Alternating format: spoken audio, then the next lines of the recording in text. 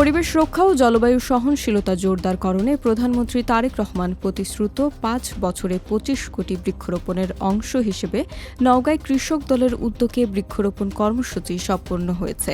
আজ দুপুরে শহরের বালুডাঙ্গা বাসস্ট্যান্ড মাতাজি মোড়ে অনুষ্ঠানের প্রধান অতিথি ছিলেন নওগাঁ ৩ আসনের এমপি ও কৃষক দলের কেন্দ্রীয় কমিটির সাংগঠনিক সম্পাদক ফজলে হুদা বাবুল।